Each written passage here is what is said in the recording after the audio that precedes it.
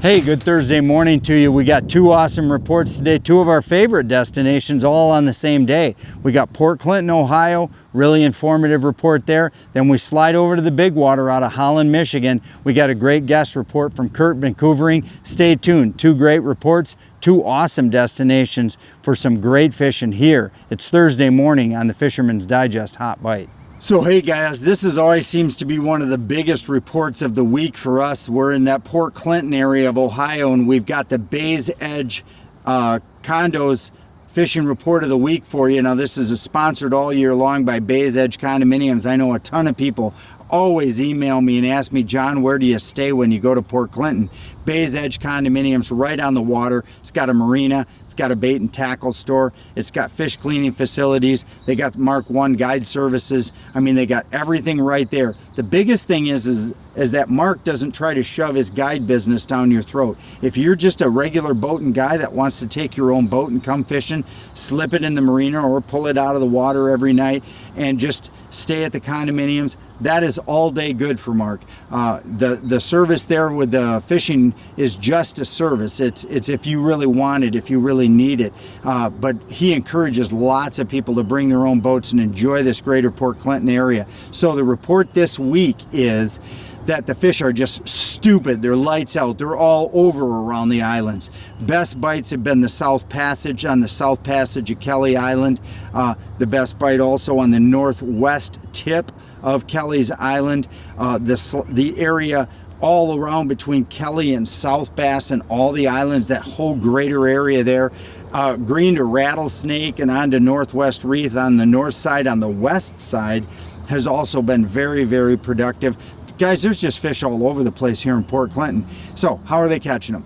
Well, we've got several reports of guys doing really good, just straight lining bandits 70 to 120 back. That seems to be the range that those active fish are in. Certainly you can run them higher.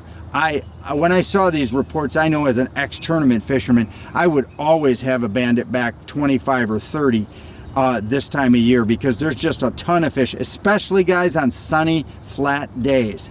On those days, big fish like to come up and sun themselves to get ready for the spawn. It is a fish bite that people miss because they don't see them on their graph, because those fish scoot off to the side. But if you're looking for the biggest fish of the season, I would be running a bandit or a P10 or a square-billed reaper. If I was running a bandit, I'd be back 25. If I was running a P10 or a square-billed reaper, I'd be back 40 feet. That is about 6, 7 foot down, and I'm telling you what, that's where a lot of big fish lay when they're trying to warm up on those calm, sunny days. Now, another bite that's been going good is the 30-32 ounce. That's been really good with P10s and square-billed reapers. Again, no need to use weight on the bandits, because obviously they're a deep diving bait, and you don't need to weight those baits, because you can get plenty far down, just from 30 all the way to 120 back. Heck, you can cover all the way down to 22 feet of water right now this time of year. Most of those catchable fish are from 22 feet up for sure. So you don't need to mess around with weights at this time of the season. So Port Clinton, basically all over around the islands, has been awesome. Speeds have been 1.2 to 1.4. Most of the colors I'm seeing are chrome-based lures on bright days and gold-based or fluorescent lures on the darker days.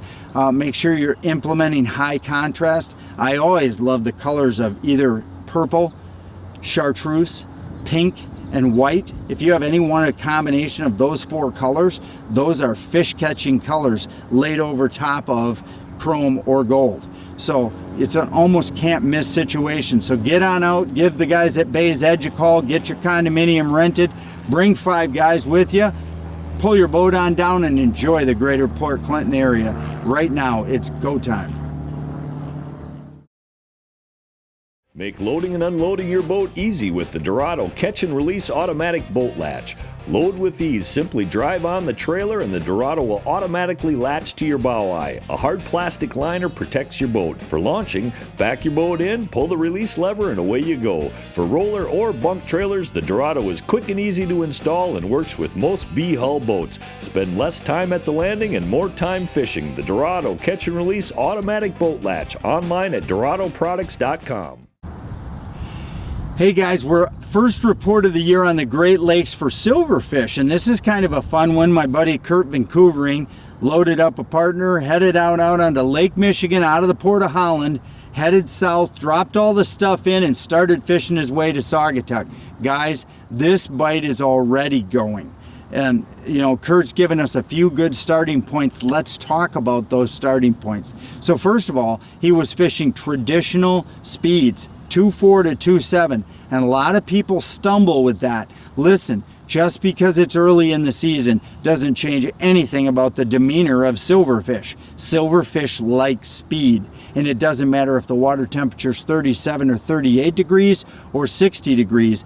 They want to see 2.3 to 2.7. So Kurt tells us he locked right in at 2.4, 2.5, 2.6, 2.7, bumped it around a little bit throughout the day, caught fish at all those different speeds. So he was in 38 to 45 foot of water all day long, just doing slow S's in, slow angles out, slow angles in. Remember that when you're big lake fishing, you very rarely want to just head straight down a shoreline. You're always going to want to put some angle to it to try to combat currents, okay?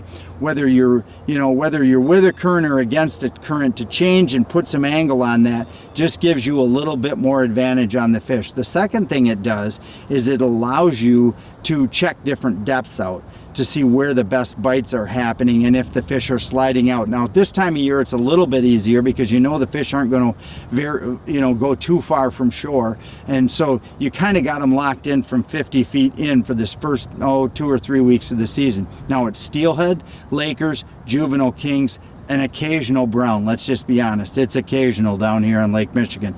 Not a lot of browns left down here in this greater Holland area.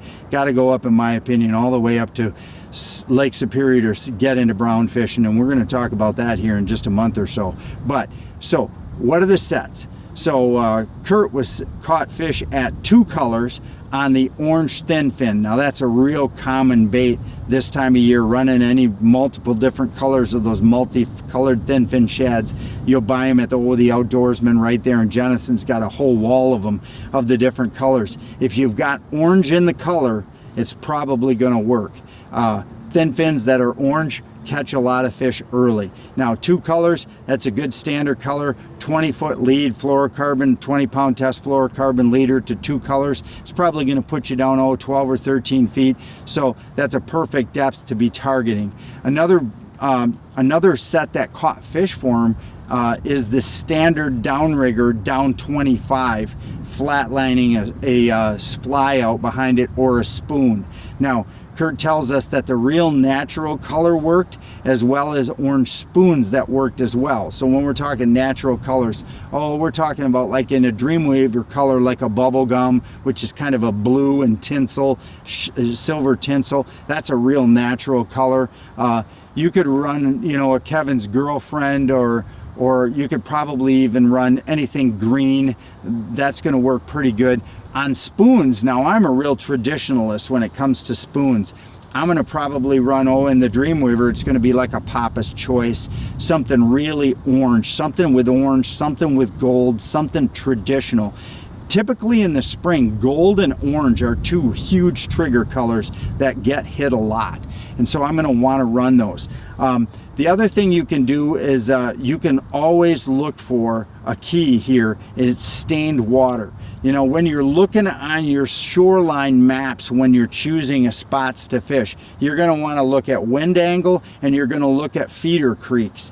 Big rivers and feeder creeks can create mud lines, and those mud lines can be as shallow as 10, 12, 14 feet of water. If the wind is offshore, it might blow those mud lines out to 25, 30, 35 feet of water, which was the case here with Kurt's report. So what happens is as that dirty water comes out of the creeks, it dirties up the water downwind, downstream of where the point of entry is. And what that creates is areas where those bigger predator fish feel safe because of the discolored stained water, and they go ahead and move right into it. Not only that, but that water's usually warmer and has some bait fish in it.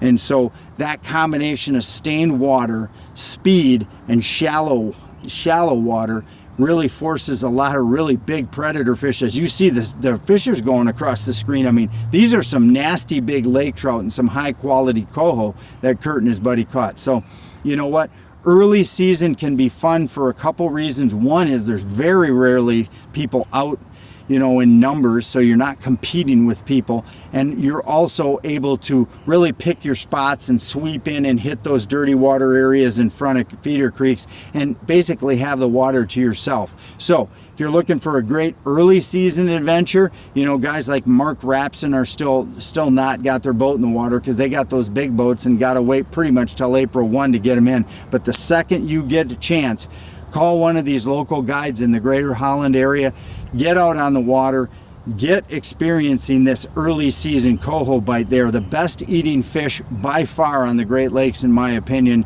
silverfish species, and they're plentiful here in the first month of the season.